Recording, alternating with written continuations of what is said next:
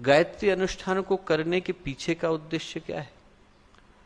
उद्देश्य यही है दोस्तों कि यदि हमारे मन में कोई विशेष आध्यात्मिक भाव हो, कोई विशेष आध्यात्मिक प्रयोजन हो जिसको कि हम पूरा करना चाहते हो, मन में एक संकल्प हो कि इस अनुष्ठान के माध्यम से उस अभीप्सा को पूरा करने का भाव है, तो यदि कोई विशेष आध्यात्मिक प्रयोजन पूरा करना हो, किसी गंभीर कर्म को या किसी दुष्कर प्रारब्ध को काटना हो, तो उसको काटने के लिए हमको विशेष शक्ति की आवश्यकता पड़ती है, क्योंकि सामान्य शक्ति के माध्यम से उसका निराकरण संभव नहीं है।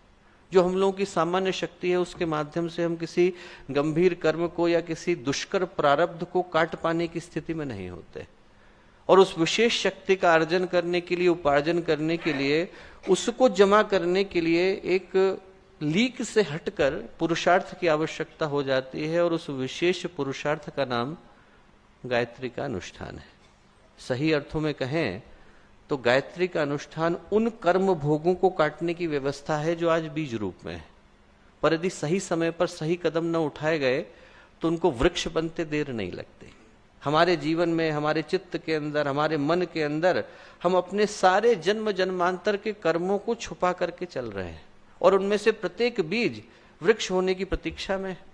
यदि सही समय पर उन पर प्रहार किया जाए, सही समय पर उनके ऊपर आध्यात्मिक ऊर्जा को डाला जाए, तो उस बीज को वृक्ष में बदलने से रोका जा सकता है। यदि कुछ संस्कारों का बीज होता है और वो फलित हो जाए तो हर जगह पर उसके जो परिणाम है वो देखने को मिलने लगते हैं। सामाजिक दृष्टि से विग्रह शुरू हो जाते हैं, लोग निंदा करने लगते हैं, लोग अपमान करने लगते हैं, लोग बुरा कहने लगते हैं, कल तक जो अपने थे शत्रु हो जाते हैं, परिवार में लड़ाइयां शुरू हो जाती हैं, मन में कष्ट शुरू हो जाता है, शरीर में रोग शुरू हो जाते हैं, आर्थिक विपन्नता शुरू हो जाती है। क्यों? क्योंकि वो जो कर्म का बीज था वो वृक्ष में बदल गया है। यदि उस बीज को वृक्ष में बदलने से पहले रोकना है तो वो रोकने की जो तैयारी है उसका नाम अनुष्ठान है।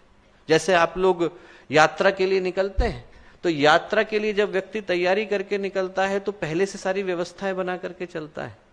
2 दिन के लिए जाना हो तो एक छोटा सा बैग पैक करके चलेगा, 9 दिन के लिए जाना हो तो आदमी सूटकेस रखेगा, और 1 साल के लिए जाना है तो आदमी उसी के हिसाब से व्यवस्थाएं बना करके चलता है।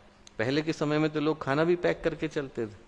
आज की तारीख में आदमी कपड़े पैक करेगा, रुपए पैसे रखेगा, दवाइयां लेकर के चलेगा। यदि आप हरिद्वार जा रहे हो तो हो सकता है कि 1,500-2 हजार रुपया जेब में रख करके जाओ, पर यदि आप 9 दिन की यात्रा पर आओगे तो थोड़ा ज्यादा रुपया रख करके आओगे। आदमी थोड़ी और ज्यादा लंबी यात्रा पर जाएगा तो थोड़ा और ज्यादा पैसा रख करके चलेगा। क्यों? भगवान जाने इमरजेंसी में किसकी आवश्यकता पड़ जाए। हाथ कट जाएगा तो बैंडेड होना चाहिए, जुकाम हो जाए तो थोड़ा विक्स होना चाहिए आदमी के पास, कहीं यदि आदमी को कोई तकलीफ हो जाए तो डायरिया की दवाई होनी चाहिए। ये क्या है?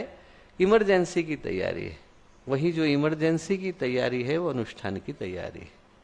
आने वाले संकट से पहले उसके लिए जो तैयारी की जाती है उसका नाम अनुष्ठान है। हमारे पास यदि जेब में पैसे हों, जब अनुष्ठान व्यक्ति करता है तो आध्यात्मिक पूंजी को इकट्ठा करता है।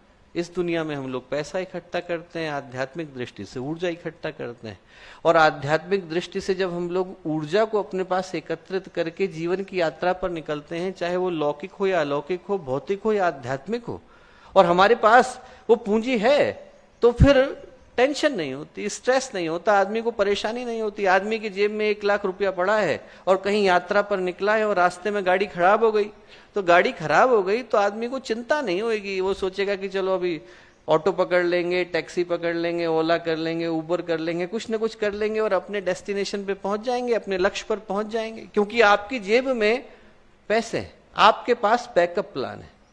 हमारी जिंदगी का जो बैकअप प्लान है उसका नाम अनुष्ठान है। हमारी जिंदगी में जो कठिनाइयां आती हैं उनके आने से पहले उसके लिए जो तैयारी की जाती है उसका नाम है अनुष्ठान।